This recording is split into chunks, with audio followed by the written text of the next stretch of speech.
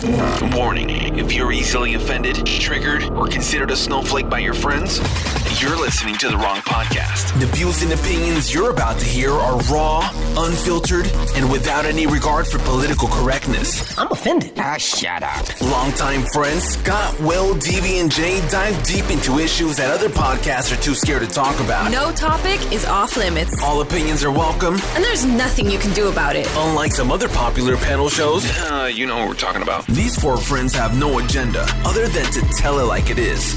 This is The Big Divide. Good afternoon, everybody. Welcome to The Big Divide. I'm your host, Scott Rowe, out of here in Chicago. And we are doing this show. It's episode 21, baby. We're into 2021 with the 21st episode. And the idea behind this is we're bringing different cultures. So I got a few of my friends from, brothers from other mothers and cultures coming together to talk about some stuff and see if we can't unify this bad boy. So let's go around the horn. Do I have my Jewish friend on? He's right here and ready to go. I heard you're cold. Are you cold? I am a little cold. I'm coming from the basement, and it's not like it's freezing. There's no icicles down here, but it's not toasty. It's not. Is cozy. That where Nancy puts you when you're bad? Yes. Sometimes when I'm good too. Yeah. Oh, okay, good. All right. I heard Will's chuckle there. Will, you out there, dude? I'm here. The Puerto Rican sensation. Boricua. All right. And then finally coming from the East Coast, the man, I heard all your clips, dude, man. It's going to be interesting today. Davey, you there? I'm here, man. I'm here, Scoot, and not as cold as Jay, but not as cold. No, he's cold. You cool. Yeah, I'm cool. I like it. You cool. He cold. He cold. I'm so cool. Davey's covering the black community. Will Montez is doing his best to cover the Hispanic community. Now I'm the white dude. On my way down, one way out, according to Deeves. We getting checked here. We just got to set a schedule. We're getting a karma coming around. All right. Yeah. We got to set All right, a schedule. guys. And the idea here, let's give the audience, if you're first timers here, here's what we're going to do. We're going to cover our mailbag first. We got some mailbag going on, and we love our audience more than we love ourselves. So we'll cover the mailbag first and a little bit of a speed round. And then we're going to cover topics. So everybody brings a topic to the table, and we time it so that we don't go on for hours. When there's 1 minute left on that topic, that quarter topic, we'll hear this. That's the dinner bell. And then when the round is over and the blows have all been thrown and the blood has all dropped to the canvas, you're going to hear this. That's round over. Okay. So we're going to hit the mailbag first. I love the mailbag. I love hitting the mailbag. So let me just get into the mailbag. And of course, guys, guess who is keeping her streak alive? Anybody? The one and only Laura. Yeah, you know what, Portia? She outlasted Sean Lilly. Nothing. I'm looking. Looks like he gave up this week. Oh, Sean. I'm looking down the mailbag and I'm reaching in the mailbag. I got nothing What from happened, Sean Lilly today. Did you go all the way to the bottom? Are you sure there's nothing I did, there? man. There was nothing fell out. So Sean Lilly. All right. We got to get a crown for Laura. She deserves a crown.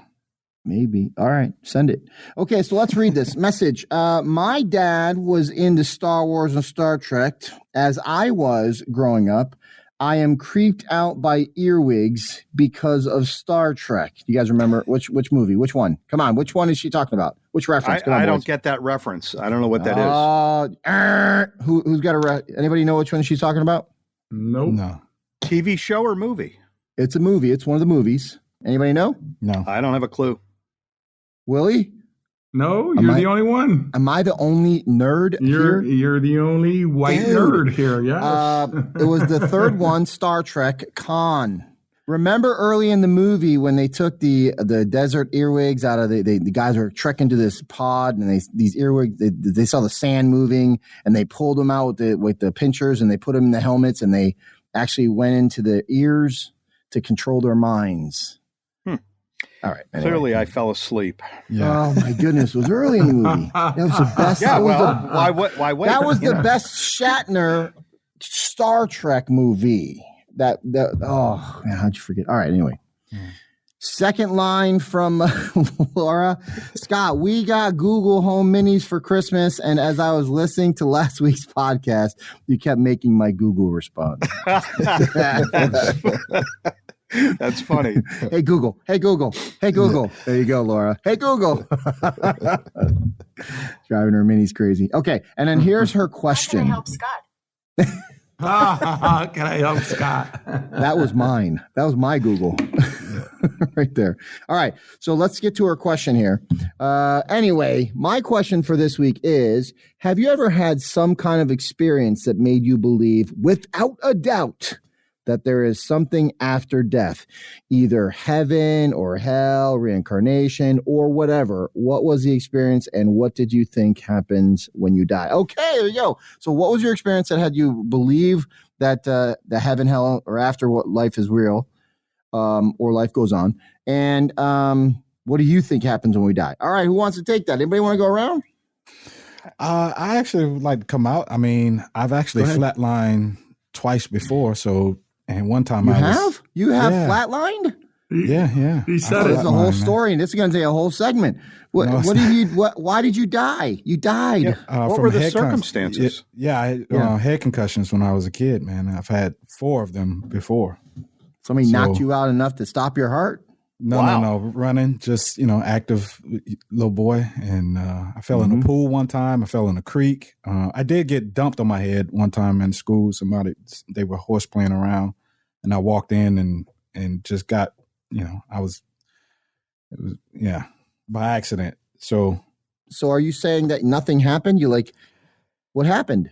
Yeah. Like, I don't remember anything. It was like just quiet, like it's almost like you were asleep with no dreams. So I don't remember a thing. Like no flashes, no. You didn't have a dream. You just woke up. Like all of a sudden, you're like, "Hey, what happened?" I just woke up and I was in the hospital and saw my mom standing next to me. So, So did you actually flatline, or were you just unconscious? Yeah, no. The 2 times that it happened, like I actually flatlined. Wow. I flatlined. Yeah. So okay, and how long were you flatlined?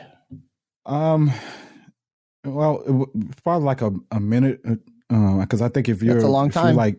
That's a long time. So well, DV, you better get whatever you got. Hey, listen, DV, I got some bad news for you. Bad news. What's that? It looks like you're not going anywhere, so you better make the best of this thing. So I'm gonna have fun while I can, right? Yeah, exactly, bro.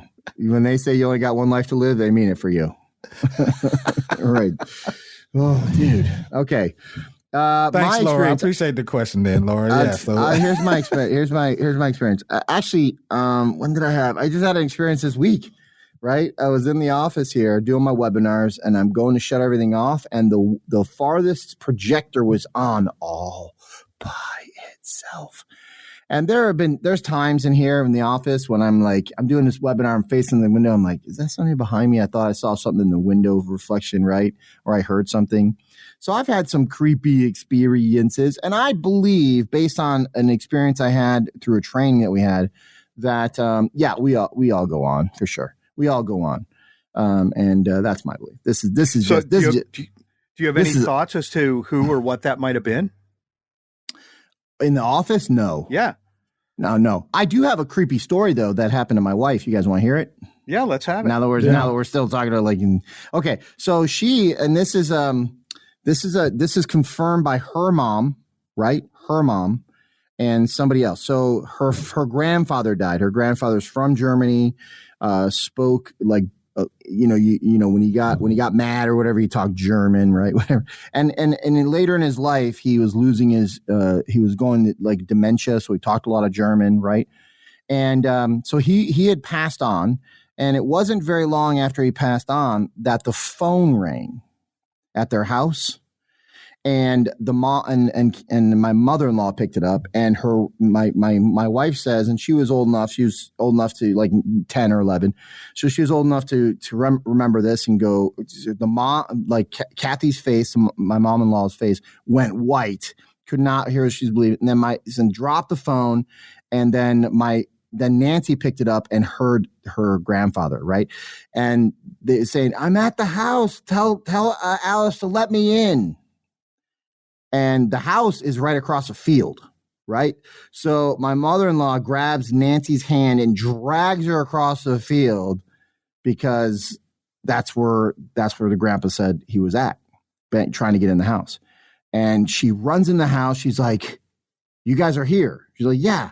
Well, Grandpa's on the phone at our house telling us, and come on. And guess what? Ready for this? So the grandfather, Albert, goes across to the phone to see if he was still on, right? Because she had just dropped the phone. So now Nancy and my mother-in-law and the grandpa are at the house where the phone was off the hook. And guess who called the other house? No. Yes. So her Aunt Chris heard it. The grandma heard it, right? And they went over and they were stunned. They're like, "You are not going to believe what just happened." So they went back over that house and he had called over there. Oh, I've got chills now. And it's not because it's cold down here. To be let in the house. Oh. He was on the other side trying to get back in. Is that incredible or what? Wow. That is something. Wow. So there you go. Whoa. All right. Anybody else who's got us? Yeah, okay. I have an incident. And Laura, congratulations for maintaining your, I don't know, queenhood of your record. Questions. Yeah, I love it. So streak. I have lots of doubt and questions about what lies beyond the here and now. Okay. I love the idea of there being more, maybe even another life through reincarnation. I find it fascinating, but I have no idea and I make no assumptions. Now, that said, I do recall a time in the early summer of 1984 where a very odd thing happened that I cannot explain to this very day. It's actually similar to what Scott was just talking about. My father was suffering from brain cancer. He was dying. And although he never gave up, he never said he was dying. We all knew it. He knew it. We knew he knew it. Everyone understood the eventuality. On one of my last visits with him, we were sitting in the living room talking about, stuff. We both understood it was going to be one of our last conversations. And all of a sudden, out of the blue, a light switch in the room flipped to the on position and lit the hallway adjacent to the living room. Now, nobody was near the light switch, and the switch was in my unobstructed line of sight. Nobody was there. Nobody else was even in the house. Yet that switch undeniably changed positions and the hall light went on. I've often wondered if that event was connected to our conversation or the circumstances surrounding our conversation. I've never experienced anything like that before or since. Wow. It was bizarre. All right. So here's what we know. Ghosts can use phones. DV ain't going anywhere when he kicks the bucket. And your dad was sending you a message. Okay, Will? Yeah, based on a training that I had, I believe in the afterlife. And we're spirits, right? We're spirits. We got to go back to where we came from. I believe that. Any creepy experiences with the afterlife you may have had? The baby voice that I told you stories on where my sister lived on top of the restaurant. Yeah. And we heard a baby crying loud, very loud. And we checked the whole place and nobody else was in the building, just her and I. And we were hearing a loud baby cry, and we searched everywhere, and my hairs were standing up. That's the only thing that I've had when it came to experiencing something that's there. And when the hairs stand up on you, it's the hairs that stand up on you. I got something else too. Right? It just came to me. Arlene's son, he had passed, Philip. Oh yeah. And you were in the house when that happened, right? Yeah, we were in the house when that happened, right? And we moved. We sold the house. We moved it from there, and we were living on Austin, Scott. And there was a little linen closet. This is an old building that we were in. We were renting temporarily from, and the linen closet was next to the bathroom, and it's a little mini hallway. And is this the bathroom that he died in? No. This is he died the house. We sold the house, and then we moved. Right. And okay. It was the apartment that we were rented from. Okay. But Philip, his cologne was, it was just in one little section right next to the bathroom, to the linen closet. I would walk into the bedroom or into the kitchen, it would disappear. Go back by the linen closet next to the bathroom, it was his cologne galore. And then I went to go get my chiropractor fixed, right? My back to straighten out. And the chiropractor, he used to work with Arlene, and he's Thailand Oriental, and he believes in the afterlife, that he can see the orbs. And as he adjust me, I went back to sit down because I was with my mom. He adjusted my mom, and I'm sitting down, and he goes, "Has Philip come to visit you?" And I go, "Wow, what do you mean? Has Philip come to visit me?" I was taken back. He goes, "Because I can see him right behind your shoulder." And when he told me that, it's like, holy crap. All right. And I was smelling him all day. I kid you not. I got a question. Did he know who Philip was before he said that? He met Philip. He did meet Philip. He did meet Philip because he used to work with Arlene while he was going to school for chiropractor. Oh, okay. Right? Got it. And then he became a chiropractor. And kid's very intelligent, very gifted medical wise, but that was eerie. There's an afterlife. There is definitely afterlife. I've never heard of anybody smelling a spirit. I've heard of them, feeling a presence or a change in temperature. Never heard of anybody smelling someone's cologne like that. That's pretty wild. You gotta watch more paranormal shows there. It was concentrated only in one little section. It's like, what is this? That was crazy. That was crazy. Huh?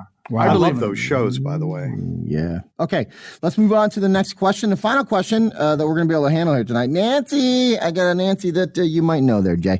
Here's the question. What clothes do you feel most comfortable in versus what clothes do you look best in? Suit and tie, jeans and casual shirt, sweats. Who wants to take that? I think that's pretty easy for me. I think I look best in suit and tie, but I feel best in sweats. Okay. Anybody else? I like to be in sandals and shorts. Give me sandals, shorts, and T-shirts. I'm good all day. What about look best in? Oh, suit and tie. Suit and tie. Oh, yeah. When you're dressed up, you feel good. Davey? I just look good in it all, man. Oh, boy. God, dude. No conceit. There's no conceit there. Shirt. Jeans and casual shirt. Goodness, dude. Oh, my God. Hey, man, I saw a picture of you on Facebook. You're looking good. I appreciate it. Thank you. Yeah. He's catching up to me. All right. And with that being said, that being said, my birthday suit for all of it. You want to see me looking good? Check me in my birthday suit if you want to. That is not a visual. Birthday suit, baby. Now I'm feeling a little ill. Yeah. All right. Let's get into the rounds now, the topics. Who wants to start? Anybody got Dee, let's start with yours. All right, you want to start with me? Yeah, I want to hear these clips. You want to hear the clips? Yeah. Yeah. I just wondered, because we were just talking about when you all mentioned about black on black crime, and I hear that quite a bit. And I was talking to some friends. Last week's show, by the way, for everybody that's listening. Last week's show. And, we got a couple new listeners, and people are saying, hey, I hear people talk about that all the time. They use that as a means just to justify some things or whatever, or they use it so loosely. So, I use it last week as a stat from the FBI, right? So right. And that's what I was going to say. Because you asked, hey, who is it that mainly is committing the crimes, and what about black on black crime, and why don't we protest? In areas where black on black crime. I never said that. I never asked that. It never came out of my mouth. Oh, well, you didn't ask. Okay, it was somebody. Someone else said, "Hey, well." It could have been. I mean, I can only imagine that your nemesis Will would have said that. But anyway, let's play some clips, dude. You're almost out of time. So I have a clip. Yeah, so I do have a clip. Play the first clip there, Tristan.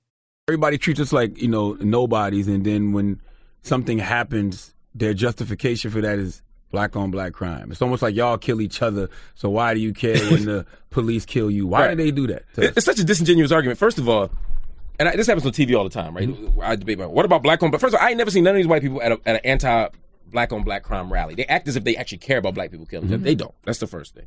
Second, black on black crime is framed as a pathology, when in fact it's simply a function of proximity. In other words, right. If you live near people and you get killed, it's usually somebody who lives near you that kills you. People don't usually just run from another part of town to kill you. People Right, come from white Chinatown on to white kill you. crime, Asian on Asian Exactly. crime. You all live in the same community, and so you kill the people that live in the community by you. So but isn't it magnified because we only make up 30% of the population? I mean, it's the same argument with the police. The reason police killings are so, big in our community is because of the population. Absolutely, and we have to address the fact that there is a proportionality question. We do kill each other at a higher rate than white people kill other white people. And I would argue that's an outgrowth and an artifact of white supremacy. Right. Again, part of white supremacy is to teach you that black bodies are disposable and that they're nobody. So it's much easier for you to kill me than it is for you to go kill the white boy across the street. I grew up in, we all grew up in the hood. Like, you throw trash in your own block, but when you go to a nice white neighborhood, you don't throw your soda can on the floor. You respect it. Oh, it's white people. So, so when we hear that, the black on black crime as like a justification, it's like, but that doesn't give it a right for someone else to come in, or like we were talking about police. So my question for you all is, does that answer your question of the black on black crime, and or do you still feel like, hey, there's still justification of why the policing in the black neighborhoods and the killings in black neighborhoods is going on? Well, I personally found that enlightening, and it explains to me why I tend to kill people that are close to me. And oh man, Jay, that's a good one. Because I never really understood that. Okay, now seriously, Deeves. Here's the thing. I think the issue of black on black crime came up in the context of us. It might have been me. I don't remember exactly. Somebody was making the argument that the boogeyman of white cops running around assassinating young black men was false. I think it came up in that context. Yes. Of course, people in communities kill people in those communities, and proximity, I would imagine, has something to do with that. But that, taken out of context, it doesn't mean anything. I think we were trying to illustrate that the issue of white supremacy was overblown. So I'm not quite sure how that clip makes it relevant. However, I'm going to make one other comment on that clip. I think hold on. Let me tell, because I think we're talking about white cops being white supremacists or part of KKK. Like, that was something. Yeah, that was part of the conversation. Yeah. Y'all want to know what is the percentage? Something I heard in there, I find a little disturbing, and I don't know who those characters were. I didn't recognize the voices. The gentleman who was mainly talking was Mark Lamont Hill. He's in the. I knew that voice. Yeah, okay, he was on CNN and Fox. I know who he is. I'll bet you Jay brings up the same thing I'm about to bring up. Go for it, Jay. All right. Well, here's my thing. He's saying that, we feel that black lives are more disposable because of white supremacy. Are you telling me that I'm speaking broadly, generally, black people, that you don't have the will, the self-control to understand that if white supremacists, whenever, 100 years ago or 2 years ago, feel that black lives are disposable, that you have to think that? Right. That just pushes more victimhood on blacks. And I don't accept that. That was such a victim's. That was a victim that's what you were hearing, Scooty? Hey, you know what? Black on black crime is a function of white supremacy. What? Nonsense. Bro. Okay, why you say it's not why you say it's nonsense, Scott? Well, why? Okay, so let me get this. I'm going to say this. All right, so two black men face off at each other and said, "Well, we're about to kill each other because of white supremacy." Bang! What the heck, dude? You think it happens that way, Scott? You think? No, I'm saying that your clip presented the idea that the reason that the black on black crime exists the way it does is because of white supremacy. That's what Hill said. That's what he said. He said that blacks feel that their lives are disposable because of this general environment of white supremacy. Yes. That's nonsense. I don't buy that. if let's assume for the moment that that's true. I don't buy that, but let's assume that it's true. Then are you telling me that blacks are so susceptible to what white supremacists think, that they think their own lives are disposable because somebody else thinks they're disposable? That's exactly what I just said. If you all go back to the beginning when he said, when Charlemagne was talking, the other gentleman was Charlemagne, the god on the Breakfast Club. Okay. He said when people talk about nobodies, like we're nobodies, and people bring up black on black crime, they use that as a means to. Well, who says you're nobodies? Do you care what a white person says? Or do you care what black people think? No. So it's not about. You're the guy that brought up the clip. No. It's not about if you care about what they think. We're just saying this is what happens. So when we're talking about the society. So it's not about what black people think and if they care. This is just what actually happens. And so when you all talk about the racism doesn't exist, there's no white supremacy. Who said that? Nobody said that. You're now saying stuff that does never happen on this show. I'm talking about in general, Scott. Now I'm not talking. So you think I'm pointing the finger at you? I'm not talking about. We're in a microcosm here, right? So who on the show said racism doesn't exist? Will has said it. Will said racism doesn't exist. I never said it doesn't exist. That's not what I said. What I've said, DV, right? The lynching society, the playing field is even now. And we have an opportunity to do what we want to do as Americans on this soil called the United States of America. When we were growing up, DV, the civil rights movement was taking effect. I was born in the 60s, 1966. In the 70s, I experienced racism. In the 80s, Harold Washington, the first black mayor. But as the 2020, racism does not exist. There are prejudiced people out there, but you can get ahead. You can go to racism college. Does exist. You got the freedom. I think he means systemic racism. I think he means systemic racism. That's what Willie's talking about. Yeah, that's what I mean. Thank you. Like there are laws that say white fountain, black fountain, right? No blacks allowed. Blacks at the back of the bus. That doesn't exist anymore. That's systemic. Racism clearly exists. It will as long as there are humans walking the planet. Exactly. Exactly. And my argument to say systemic is, because we could talk about how the incarceration, all those things is systemic. So you can change. They have masked it and changed it, but it's still there. It's still there. So my point is simply that, hey, one, you're saying that it doesn't exist, and then you all, well, not you all. I'm going to say this specifically. Will act like, hey, yeah, it happened in the 60s, and it's not happening now. And I didn't say it's not happening now. That's not what I'm saying. Well, you said it's not the same as. So let me ask you this. Instead are still the same. Instead of you interpreting my words and what Will said, you read that clip right now. What's your take on that clip? Because Jay summed it up very perfectly for Scott and myself on what that message was saying. I'll sum it up and say this. All right. I'll sum it up and say about this. You bring this up. I want to know your position. For some people who may say, hey, well, because they don't want to support either Black Lives Matter, the movement or whatever, they feel like, hey, this stuff is all blown. They say, well, what about black on black crime? As if to say, well, you all are killing each other there. So the police could be justified, or not even just the police, any other citizen could be justified if they kill a black person with that and get away with it, no justice or anything, because like Trayvon Martin, for example, right? So how is it that you got all this from the clip? Could be killed? You got all that from the clip?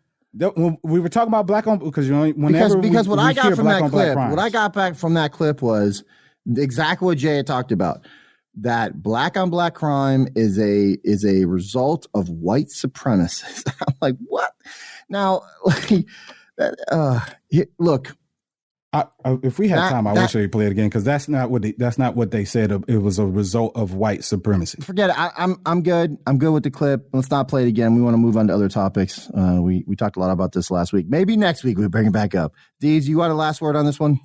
No, that's all. I don't have anything else to say. Nothing else. No, we're good.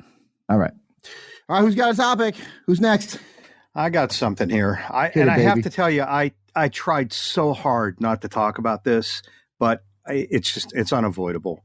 Okay. I need to talk about the impeachment trial going on in the U.S. Senate. I wanted to do something just light and airy, get off politics. I could not do it. You know what? It's a good thing Laura set us up with a good mailbag. So. I'm telling you. Yeah. Okay, so I want to go below the surface a little bit, and I want to ask some questions that I think are more important than guilty, not guilty, because let's be honest, this trial is not about achieving a conviction. Everyone understands the extreme unlikelihood of that outcome, regardless of your political passions. Yeah. So I've been watching 2 days now of the prosecution, the Democrats, presenting their case.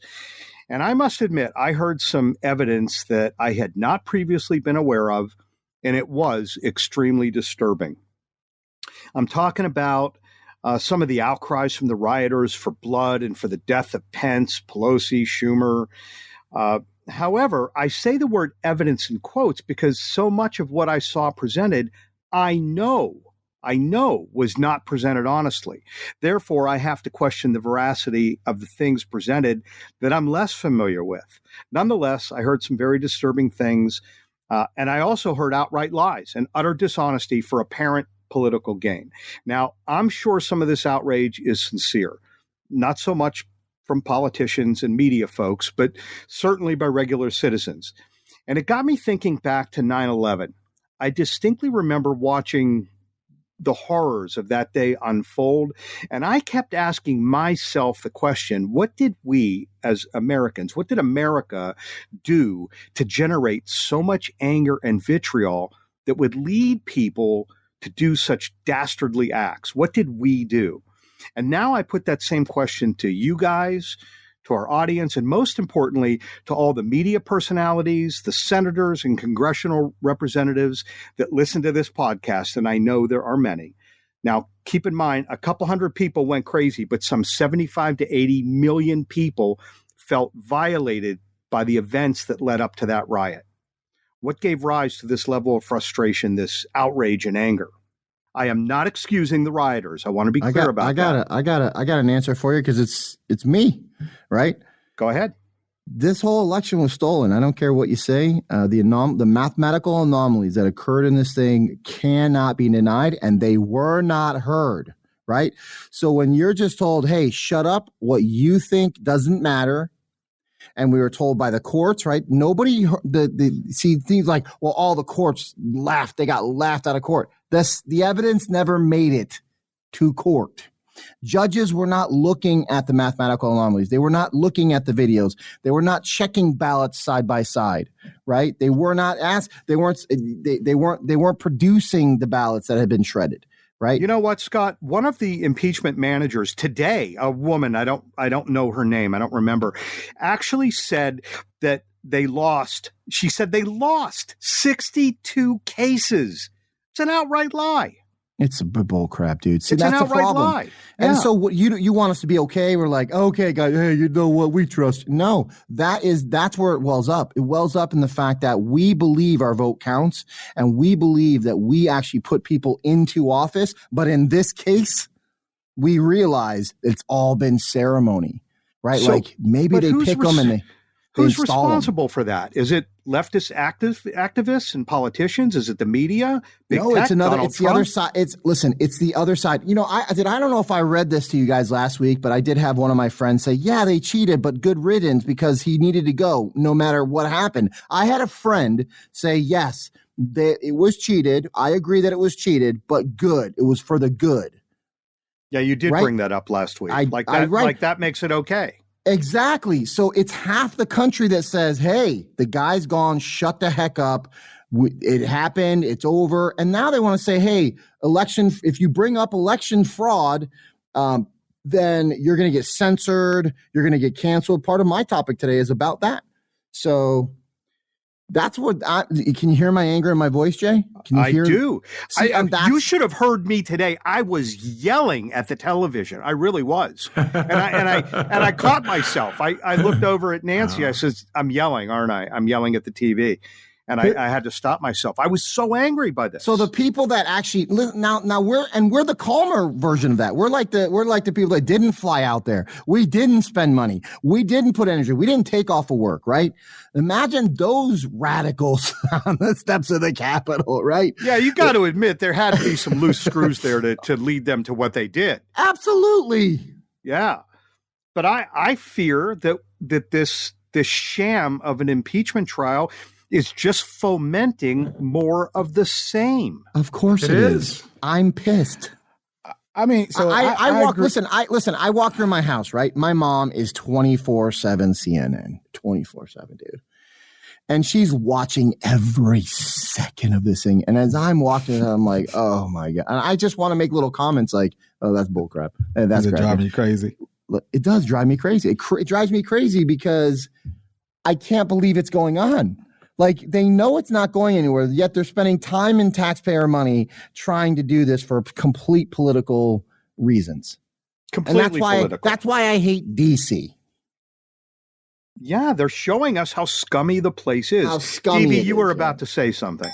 I was just going to say I agree with you all about, the impeachment. I just think it could be a waste of time and just energy and money and resources stuff. So, and to that extent, I can also understand why they're kind of doing it.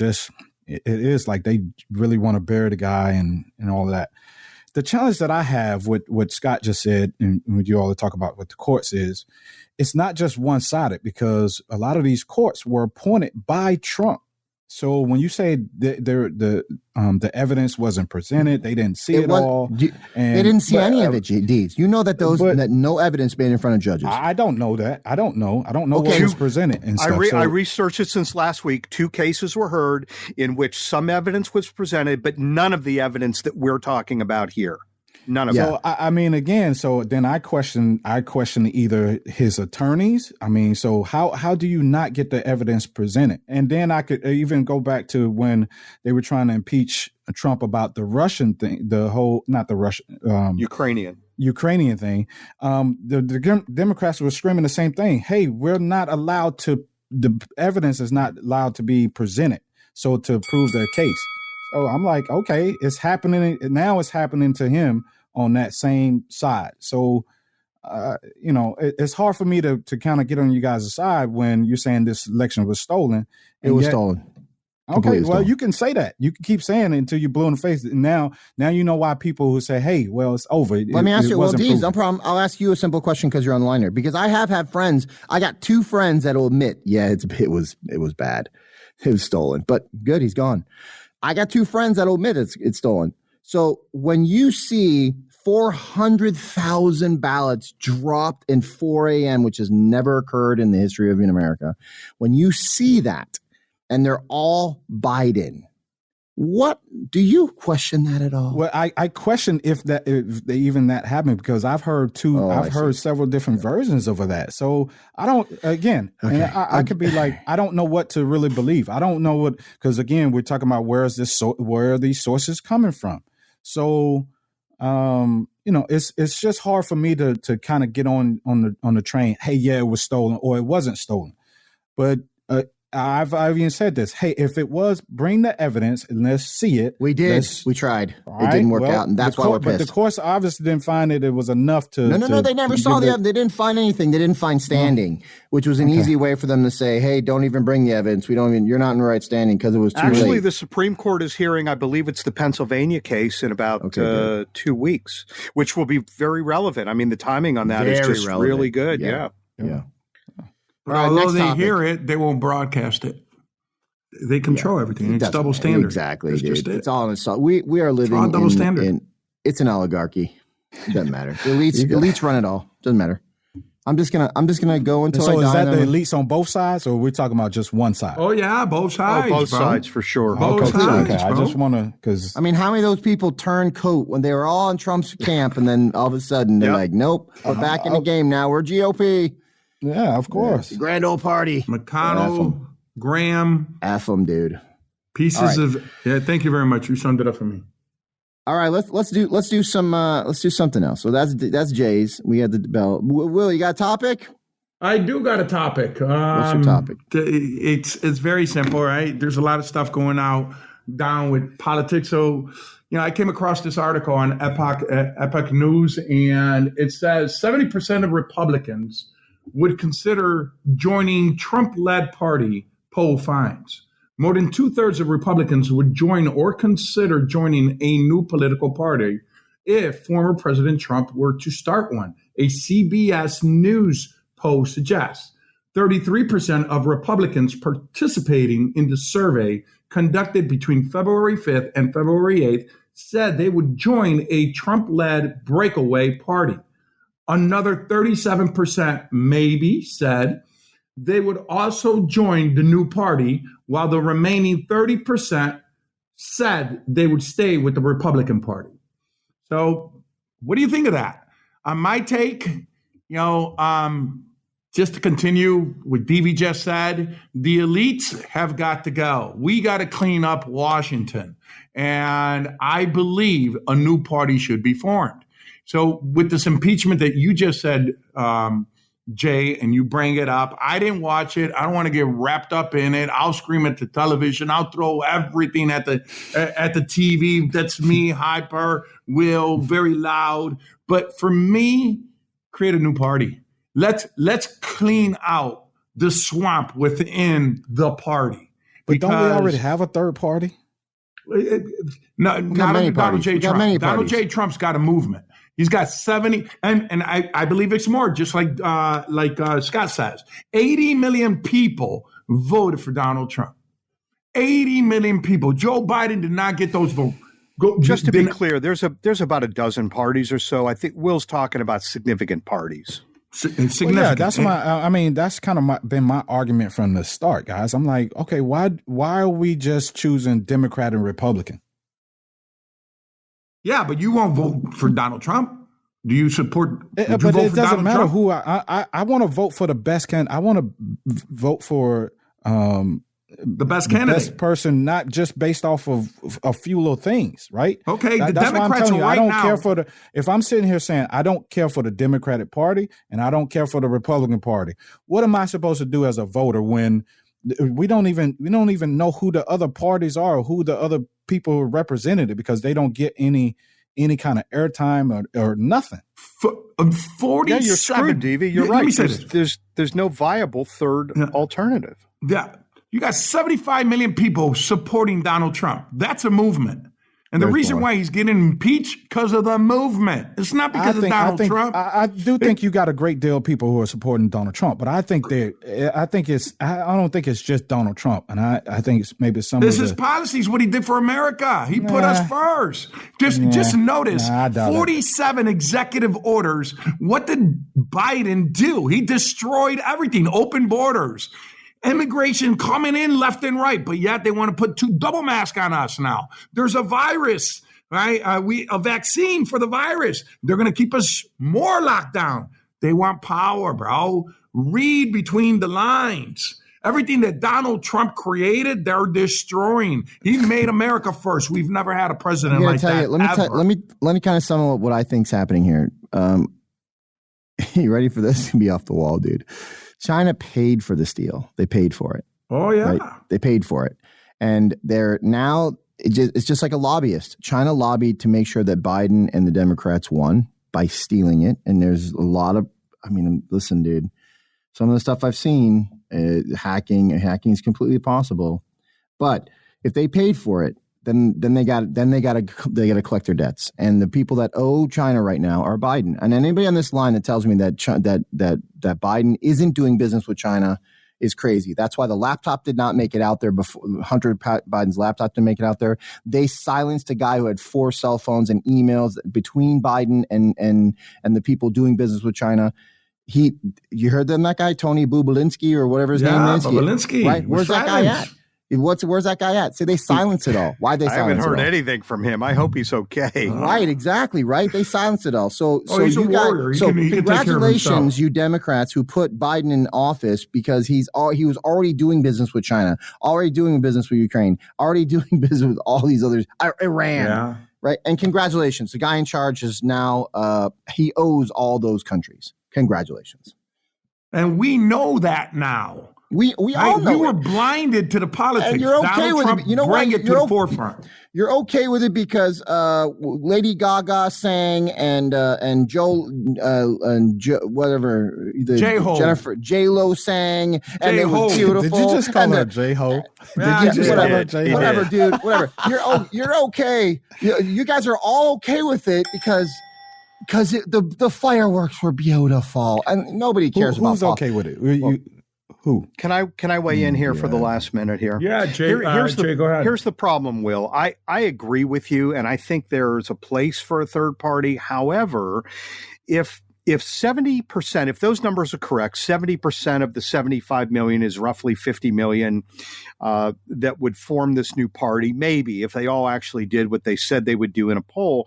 You're going to split between the Republicans and this new party, whatever you call it. And I would point you back to 1912 when Teddy Roosevelt started the Progressive Party and went up against Taft as the Republican. And that split put Woodrow Wilson into office and started what I call that the Wilson-Roosevelt, Franklin-Roosevelt axis. And it just opened the door to progressive Democrats for the next century. And I think if we do that, the conservative movement in America will effectively be dead. And I don't think that's a good thing.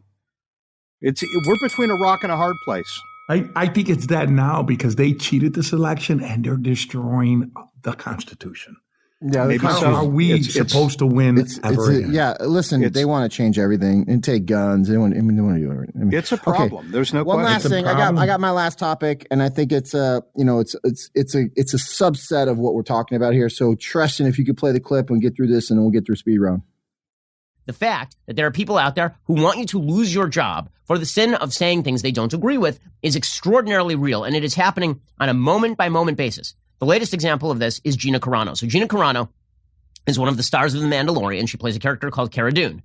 And Gina Carano was a former MMA star, and then she was in a movie called Haywire, in which she sort of made her acting debut. She's been in a bunch of stuff since then. And then her biggest role to date was as Cara Dune in The Mandalorian. So she's sort of the ally of The Mandalorian, who's played by Pedro Pascal. Now, apparently back in November, according to The Hollywood Reporter, there was talk about giving her her own spin-off show because Disney Plus has decided to move into a bunch of Star Wars spin-offs, right? Just like The Mandalorian. Well, then they decided we're not going to do that anymore. You know, we've decided that we're not going to do that. Apparently, they had decided that back in November because she had made some social media posts about President Trump, and this made them very angry. And so they essentially removed that possibility.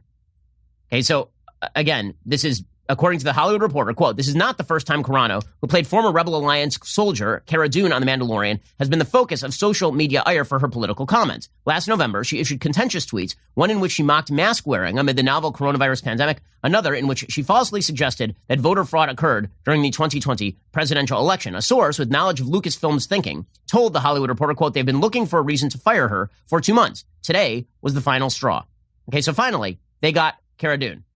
So, and this is it, right? So what you brought up, Will, was a third party, and they're like, and everybody's scared to death that movement is going to have such an effect on the future of the way this country is going to go that they want to cancel people in their socials. You can't have an opinion if we don't like it.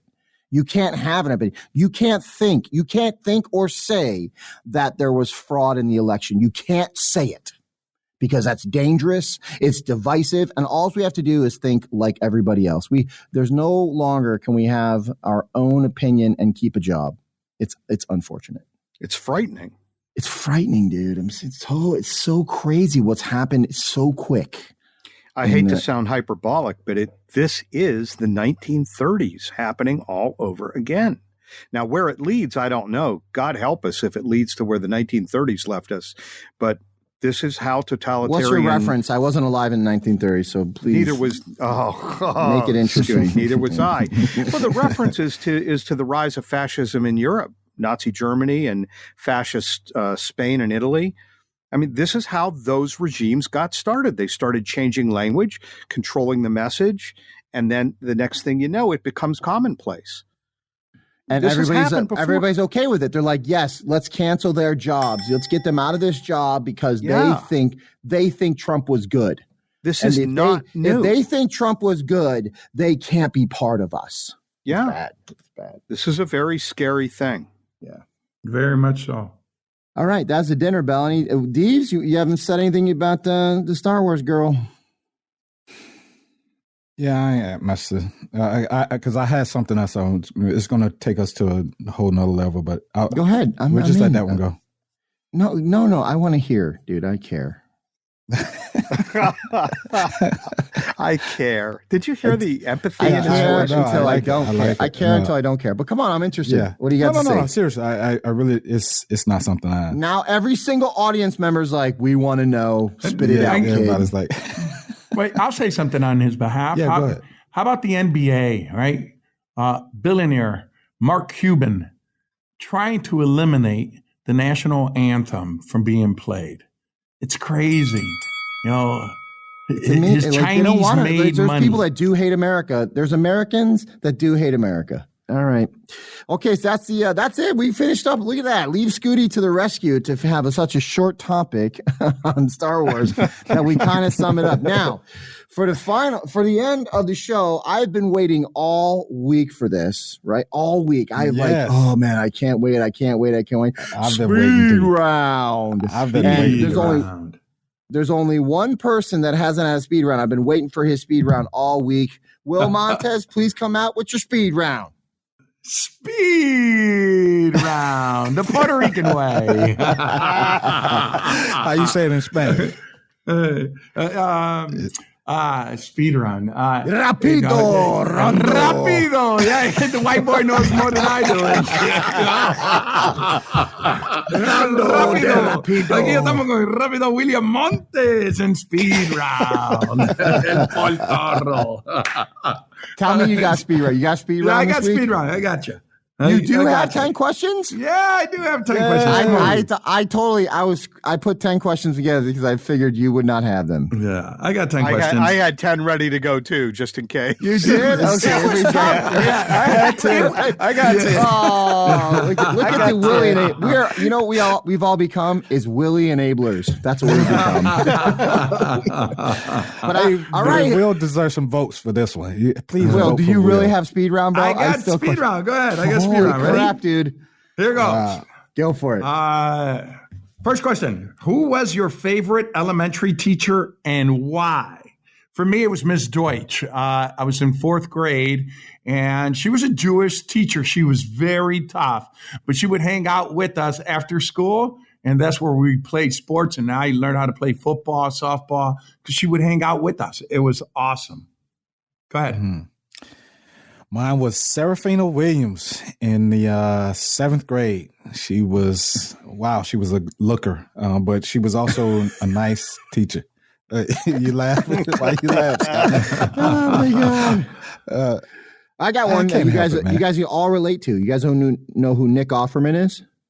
I don't. No. You don't know Nick Offerman? I do. Your friend. He played in. He's married to Megan Mullally. He's played in lots of movies. Nick Offerman. He played. Recreation and Parks and Recreation. You mean? He's the guy. Okay. He's the guy with the mustache. He was your teacher? Nick Offerman's dad was my history teacher in junior high. He was awesome, dude. Now, that's interesting because my favorite teacher was my history teacher. His name was Joe Grasso, and I liked him because he called me on a paper that I produced. I thought I was doing a really good job. I got all this literature from all the auto companies around the country, and I really worked hard at it. And then I went and I essentially plagiarized. I knew I was going to say that. I was going to make a joke. I didn't really understand that. And he gave me a D instead of an E, which I always appreciated. And he taught me a lesson in that. You can't just take the words out of the books. You've got to reformulate it. So I like Joe. Easy to write pages when it already been written. Right. All right. Next question. We'll hit it. Who was your favorite sports idol as a kid? For me, Billy Buckner, first baseman, Chicago Cubs. He was awesome. Isn't that the guy that had to go through his legs? Yeah, but that as a kid. I was already a teenager when he was in Boston. That was towards his end of the career. I bet that hurt you. Oh my God! No, because he was not a Cub no more. But as a Cub, growing up as a kid, he was awesome. Sports guy when I was a kid had to be it was Peyton, man, Walter Payton. Growing up, that guy was awesome. Oh yeah, that's a good choice. Yeah, Walter Payton. Yeah, true. Dominique Wilkins for me, Atlanta Hawks. The human highlight. Ray Nitschke, number 66, middle linebacker for the Green Bay Packers. I had the opportunity to meet Ray in person and told him how influenced I was by him as a teenager, and he was so gracious. Total class act. Yeah, he didn't stiff arm you. Get out of kid. He did not. But let me tell you something. That guy was enormous. His hands were the size of cantaloupes. I'm telling you. and he was so gnarled. You could tell that man. He tuned it up on the field. Loved Ray. Third question, Will. Is global warming real or not? Well, for me, no. It's all made up. Okay. Go ahead. I think it's real. I mean, it's pretty cold here in Chicago right now. So if you ask me right now, I'm like, no. Listen, I'll tell you what. Listen, when somebody says to me climate change, I always take them off with science. So they're like, you don't believe in science? I do. The climate has been changing since the Earth has existed. And they're like, you smart ass. I'm like, no. Technically, it's been changing since the universe had Big Bang. Climate has changed. It's absolutely true. Global warming is true. Global warming is true. Global cooling is true. And climate change is true. All true. Okay. All true. Moving on. If you can date a Hollywood actress or actor, DV, who would it be? I like it. For me, Halle Berry. Halle Berry. Hey, you just stole mine. So you know what? I'll give you Halle Berry. I'll give you Halle Berry. No, you can't both have her. She got enough money. She got enough money to be both your mama. For me. Nia Long. I would have to see her. Name sounds familiar. Oh, you don't know who Nia? Oh my goodness. No. Yeah. She a current actress? Date an actress. It's an actress. I got a date. Or you can do an actor. Go ahead. You could do an actor there, Scott. Yeah, I got somebody. An actor. There you go, DV. Yeah, Nancy Schulteis. Oh, wasn't that sweet? Come on, come on, top 10 Hollywood actress. Dude. I don't know, bro. I don't have any in my mind right now. I'll go with Marilyn Monroe, although she'd be old enough to be my grandmother, but I don't know, in her prime. Monroe, there you go. Okay, moving on. Okay, what was your favorite kid show as a kid? For me, Little Rascals. I look forward to the Little Rascals all the time. Alfalfa, Spanky, and the rest of the gang, awesome. Transformers, the cartoons. Cartoons for me. Yeah. No, I don't know if it was a favorite, but I was a big fan of Gilligan's Island. Oh, that was a good show, yeah. When I was a kid, I would say Mork and Mindy was my favorite show. Oh, that's another good one. But I don't know. As a kid show, when on Saturdays, I used to watch cartoons, and there's so many. I would just watch cartoon after cartoon after cartoon. I would just love them all. But if I had to pick a show that I'm like, dude, I can't wait to see, is Mork and Mindy. I had to sit in front of it. Yeah. Who was your favorite actor from the 80s? Al Pacino for me. Yeah, I was going to go with Al Pacino too. Yep. And I can't say Robin Williams. 80s actor. I mean, it's still today. You got there's still great actors, right, out there. I don't know. Always great. From the 80s, though. When you were in the 80s, put yourself in the 80s from the 80s. Yeah, the 1880s, Scott. I don't know. I mean, wow, you're horrible at this, dude. I'm gonna say Denzel Washington, but he wasn't 80s, so yeah, that's I don't know hard. if it's me or the questions. Yeah. All right. Al Pacino, then y'all go with that too. Yeah. Okay. Scott? Yeah, I got nothing. You got nothing again. Okay. What was the scariest movie you have ever seen? Texas Chainsaw Massacres. Scared the living daylights out of me. The first Friday the 13th, Jason. For me. The Exorcist, because it could be real. Oh, that was freaked scary, me out. That was scary. The Exorcist. What was the one they were eating the brains? I think it was Dawn of the Dead or something. It was like one of the first ever zombie movies. Because it's I eat brains. Anyway, that was my movie. That scared me. What's your favorite quote from a movie? For me, Mama always said, "Stupid is what stupid does." Leave the gun. Take the cannolis. Oh, leave the gun. Take the cannolis. I love it. Godfather, baby. There you go. Oh, Do it for me, Jay. Do it for me, Jay. Aha. I mean, what do you know about funny? It ain't even my favorite quotes. The only one I can remember is "I'll be back," but it ain't my favorite. It sucks. I don't have one.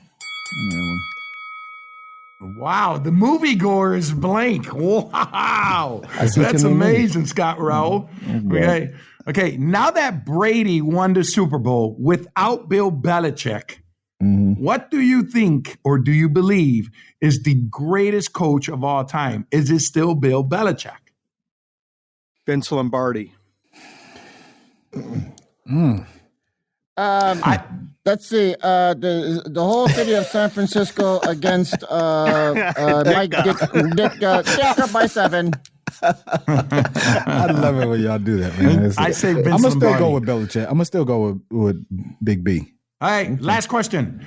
Should Brady retire or continue to play? Continue. Play. Yeah. He should play. It was effortless. He had no there was no challenge there. Yeah. He wasn't challenged.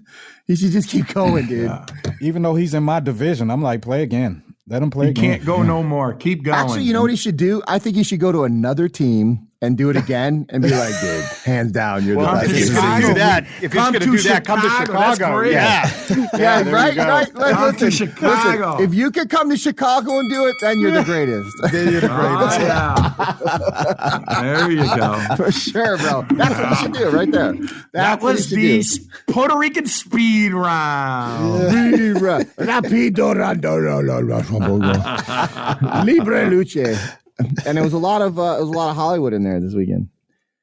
Okay. All right. Well, thanks for showing up, guys. My brothers from another mother. That'll put an end to the Big Divide. And if you want to go to the BigDivideShow.com, BigDivideShow.com, you can actually add to the mailbag. We will always talk about your topics first. We had some really good ones. Good job, Laura. And guys, anything you want to wrap up with? Any famous quotes you want to? Do we still care about the voting the favorite panelists? Because I'm curious if Jay's still moving up this ladder. I don't even know if we. What do you mean? Do we have a count? We don't have a new count, do we? I have no idea.